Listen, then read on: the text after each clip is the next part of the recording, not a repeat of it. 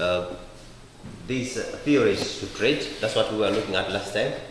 We had to look at several theories, and first of all defined what a theory is, and then we discovered from the definition of a theory that it is something that one has done in order. It has been discovered on a grounded issue, so that it has something meaning at the end.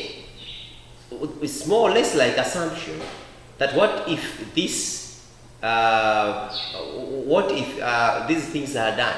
Are they having an impact in the economies of the country? So there were several theories, and what we actually discovered that time, we discovered that theories had to run from Atlas. They had their own timeline.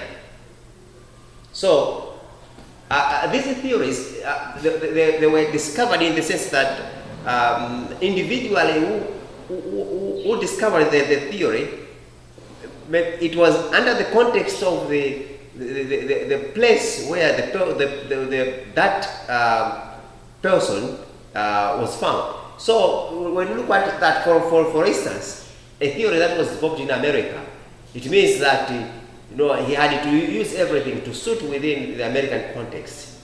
So we had to look at that one as a theory. So actually, the theories were very, very important, simply because some of these theories could add value to countries' economy. Because sometimes we find that one could say, no, I think for countries to do ABCD, you have to do ABCD. So on the other hand, when those countries were following that, I think things were correct and were very, very right. So we had to look at it. But now, as time passed by and by, the theories were improved, or they were redeveloped. And then the fact that they were improved and developed, that's why I discovered that theories had to study from long time up to a certain period, up to this time around. Right, as we actually said last time, I said about these theories. Like, for instance, the first theory, the first of which is not, you are not taught to learn it in full. But that theory, the first theory, which was developed around 1500, between 1500 to 1600, which is called the theory of Messtyle, the Messtalism. So that theory of which it is stated that it's better countries to depend on wealth in form of gold. That Messtyle, that was Messtalism. That theory was developed around those periods. But as time passed by and by, like for instance, if between that was 1700 to 1800, in between 1700 to 1800 is when now an absolute advantage came into existence. So we are looking at that the timeline for that was something like this. So in between 1700 to 1800, in between that is where now the Messtalism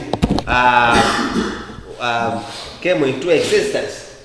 So, not Messtalism, but a theory of an absolute advantage.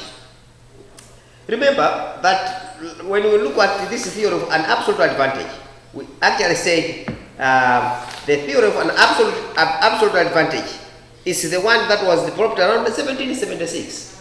That's what we actually said. It was the one that was developed in 1776 by the gentleman known as what? What did we say?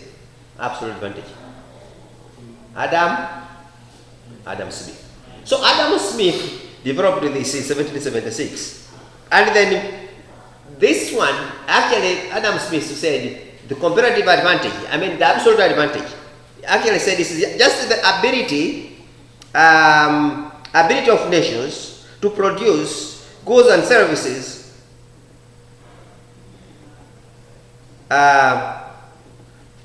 more efficiently than any other for the country to develop. That's the theory of Adam Smith. It's better the country to develop, to produce goods and services more efficiently than any other country. That's what he actually said. This one, it did not refute the first one, but it just saying, apart from this, what you are actually saying, but again, there must be this one. Now, from there, from that 77, another one came that we actually already saw, comparative advantage by Ricardo. Comparative advantage. And the timeline between what comparative advantage? It was between 1800 to 1900. In between 1800 to 1900 is when Ricardo came in, David Ricardo. Ricardo is coming in again. Ricardo comes in, and this guy now is an English person. An English person, Ricardo. And then he is saying, no, I think with this theory is looking at it as an ability of nations to produce goods and services efficiently than any other nation, but the ability to produce the goods and services more efficiently from these goods and services. Is actually saying it's better to produce goods more efficiently. It's comparative. It's trying to compare that. Sometimes you compare. It's better you produce goods and services that's more efficiently than in others. So it's, when you are doing that, you are trying to compare two commodities. I actually gave an example of assuming tea and the rice, tea and rice. Before of tea and rice. So you can compare. You compare, and then the way you can, and then you come up with your production. Then we'll look at another theory, that was the factor proportion theory, which is called the endowment theory. And this endowment theory again, if you look at the timeline from the factor endowment theory, it's in between 1800 to 1900. It's between 1900 to 2000. Between 1900 to 2000, a lot of theories were developed here. They were developed between 1800, 1900, 2000. One of it was the endowment theory. Endowment theory, which is sometimes known as the factor proportion theory. Factor proportion theory. So, this endowment theory or factor proportion theory, again, it was developed by two gentlemen, because sometimes this is what is sometimes referred to as Heckscher-Hollins theory. It is referred to as Heckscher-Hollins theory, as what we actually saw, we discussed last time. That was discovered by two people, Bertin Heckscher, and it was Eli Heckscher and Bertin Hollins. Eli Heckscher and Bertin Hollins, and he just called it Heckscher-Hollins theory because they just took the surnames of the two guys. So they called that one as the factor proportion theory. In between 1900 to 2000. We actually looked at that. And then I actually looked at that. In between that again, there came several of them. International product life cycle, which was developed by Venom. International life cycle developed by Venom. And again, this one he looked at that. It's a theory that explains that at least the products they go by stages. So they go by stages. And from there, we actually again looked at new trade theory. And then we looked at the national comparative advantage theory. So that's what we actually looked at last time. But today we want to look at another issue, and then in connection to international business, we wanted to look at why do government intervene in trade? So we are looking at the government intervention in the trade. In other words, government intervention in trade is in connection with the government-trade relationship. That's our topic today. We're looking at government intervention, business-government relationship.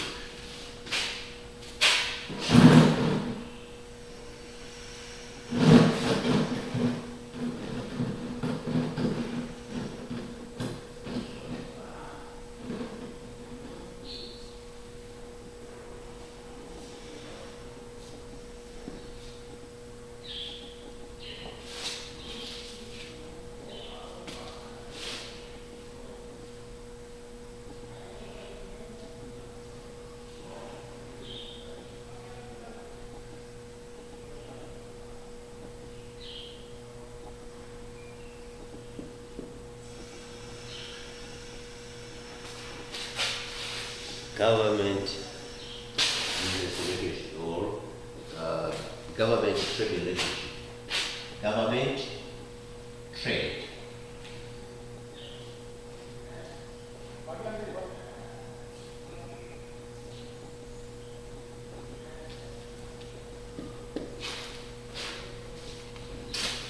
Government trade relationship. Objectives that you have to bear in mind as we are looking at this topic. The first objective, you should be able to describe the political, economical, and cultural motives behind government intervention in trade. You have to develop, you need to come up with, you need to describe the political, the economical, the cultural motives behind government intervention in trade. Again, should be able to at least list and explain the methods government use to promote international trade. You need to come up with, list and even explain the methods that government use to promote international trade. Again, you should be able to list and explain the methods governments use to restrict international trade. Lastly, you should be able to describe the importance of World Trade Organization in promoting free trade. We will not do all this today. I think we just have to do either only one or two objectives, but we'll be still going on and on and on and on, and then we see what we can do. Right. Let's discuss this question in international trade. Let us discuss this question in international trade. And the question that we are putting forward, let's look at this question of why do government intervene in trade? Why do government intervene in trade?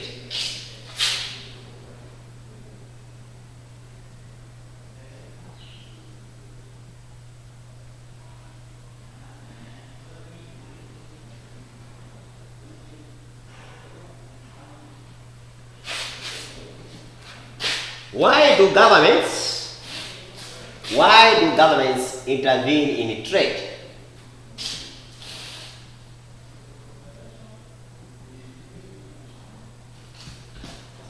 If you critically analyze the question,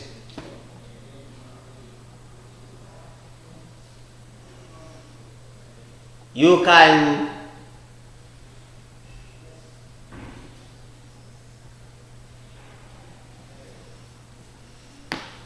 you can identify that there is an element that government has to take part where there is a trade. Why do government intervene in trade? In other words, government is playing a role in trade.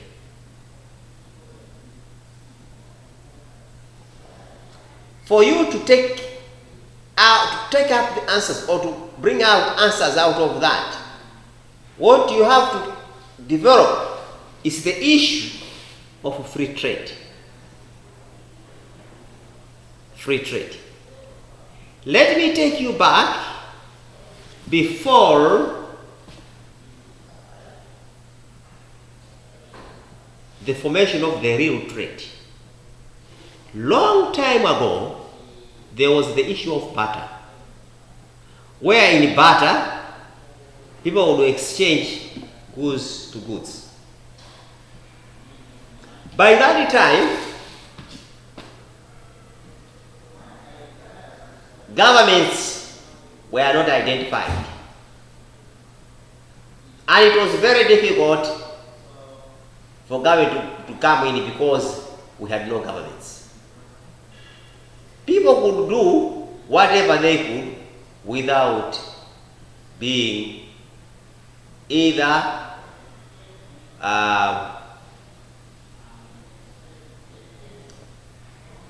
corrected or maybe directed.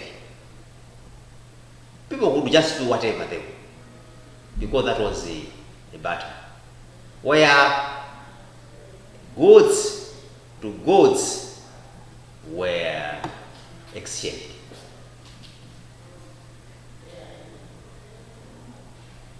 That time is when we are looking at now, that again, it can come to our sense that now let's come to free trade. Because if you look at that time, it was just barter, but now there is this issue of free trade. Remember, we are looking at why the government intervene in trade. Let's look at free trade. If you look at free trade itself, free trade, if you are to define what free trade is, it's just the import or exporting of commodities.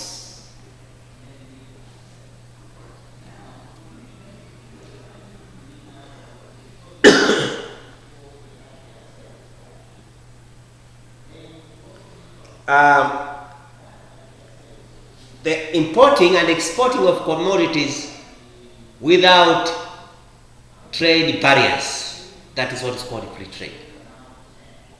Where import and export for the country is being done.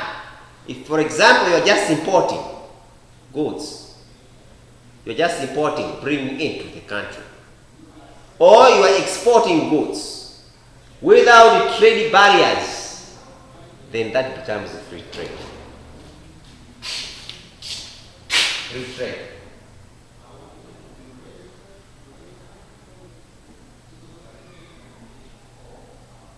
Import is a party of importing and exporting of goods or commodities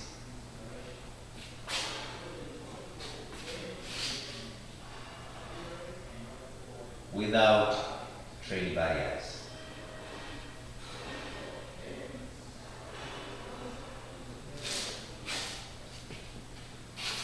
Where we are looking at trade barriers is now the issue of government is coming in. Because the government has got restrict measures acting as trade barriers. There are other things, commodities, government will say no. There are other commodities, government will say yes. That's what we are looking at as trade barriers. But the issue here of free trade is being looked upon as a pattern. It's a pattern, sort of. where there must be that, but there are no restrictions. It's where now we are coming up with this question. Why do government intervene in that? Because if government is intervening in trade, in international trade, in trade itself, it means government is trying to sort out this problem of free trade. Government would like to squash the free trade. It's going to at least remove this issue of free trade.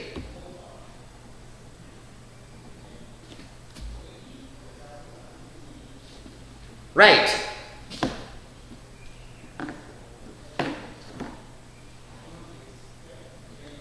There are several factors, reasons why government has to intervene in trade. And these reasons why government intervene in trade has been categorized based on the factors. The first one is on political grounds. So we are looking at government is intervening on political grounds.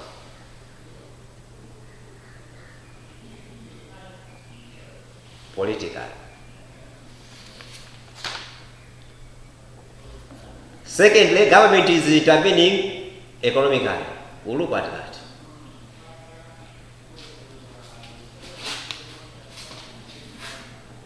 Politically,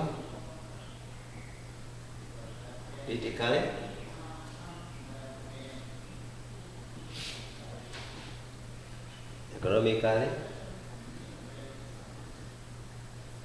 or economic motive, political motive, cultural, but cultural motive,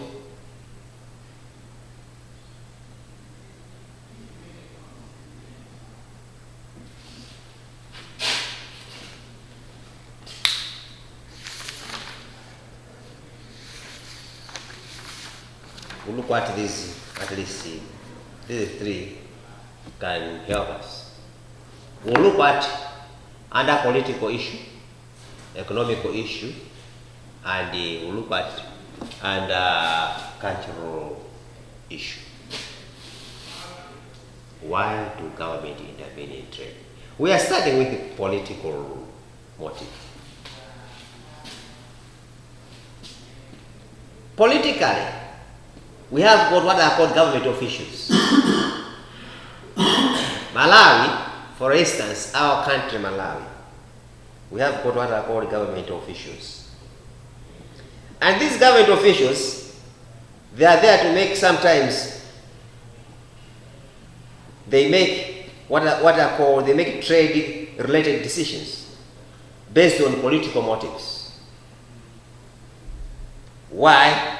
Because being politicians, they want to enhance their political career.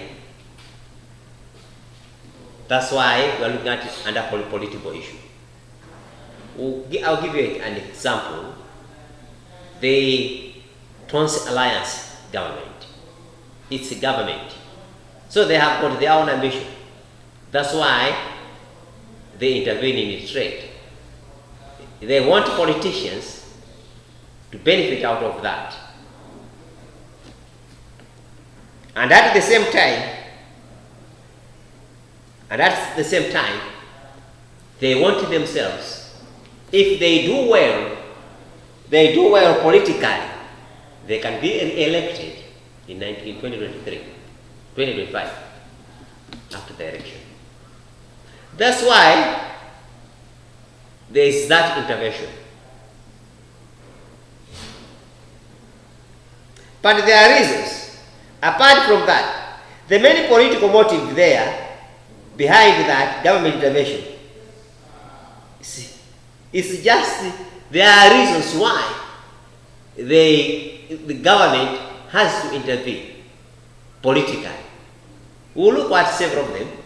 The first one is job protection.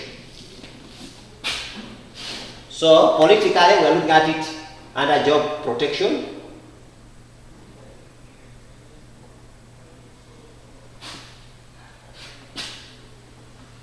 Job protection in the sense that government will intervene to protect their people from being sacked from work. Job protection.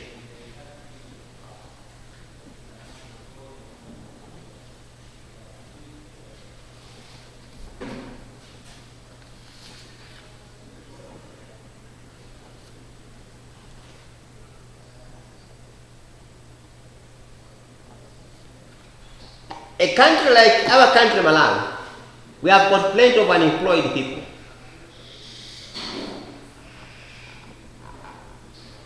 Plenty of unemployed people.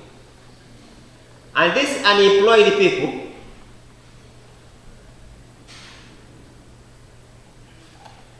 let me just sit down.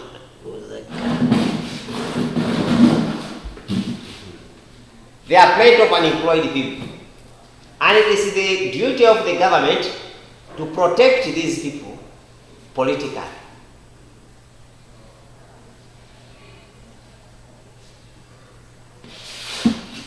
Right.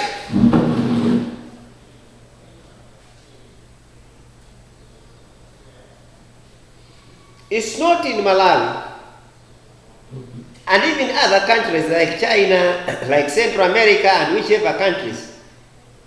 You know, politicians, they protect their people from jobs. So that they protect that, at least they try to hinder this issue of free trade. So that these workers, they are maintained in places where they work.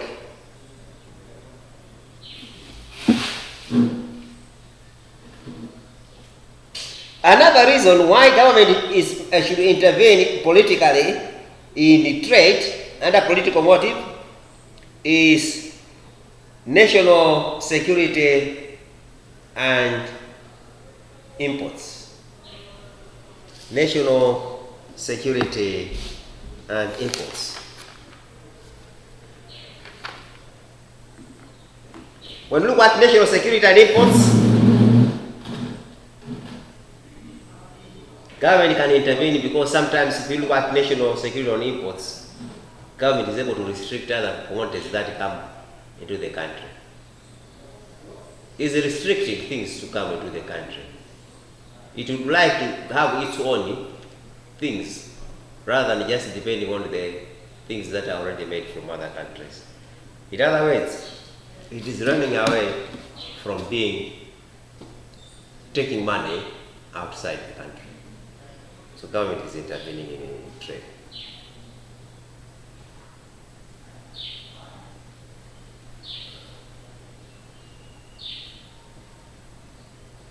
Government is trying to protect commodities. It's trying to protect commodities. Because if most of the time it allows things to come from other countries to Malawi, other countries. You buy them, your materials will not be bought. That's why it encourages people to buy homemade materials. In terms of exporting as a national security and exports, again, government is trying sometimes to restrict in exporting. Because, for example, if you just be exporting, though you are trying to sell, but still you may run out of your material. So government will restrict there. Say, no, let's just have at least not the whole, but at least something which is very some that has to be reserved. Politically, government has to intervene in a trade, again within the same angle, in order to preserve national security. When you look at preservation of the national security, again this issue of import and the issue of export is coming in. Because if government is protecting national security, it is looking again into the issue of import and export. Politically, again, if you look at government intervention in a trade, we are looking at that government is intervening in a trade to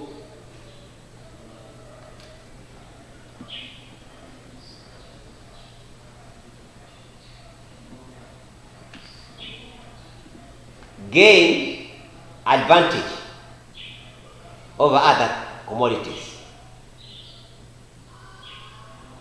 For example, if government could not intervene politically, all materials would have been gone out. So it's trying to bring everything to be in their country. There is that issue of preservation. That's political. All in all, if you look at government would like to create job opportunities for its people, so that once its people are there, they are employed, it has nothing to do. Once election comes again, we just vote. They will just vote for the government again. That's political. Before we look at these other two issues, economically and culturally, do you have questions on why the government intervened in trade? We have looked at politically. That is just we would like to people voting for it, and we look at that one is going to restrict these imports and the exports in the sense that not allow things to go out. The moment people will like it because things will be in the country, it will not allow things to be transported out or things to be just be bought without in other words, there is that national security on imports and national security on exports. So, do you have questions? Do you have observation? Or you have comments before we come to the economic motives? Before we come to economic motives, do you have questions, observation, or you have comments?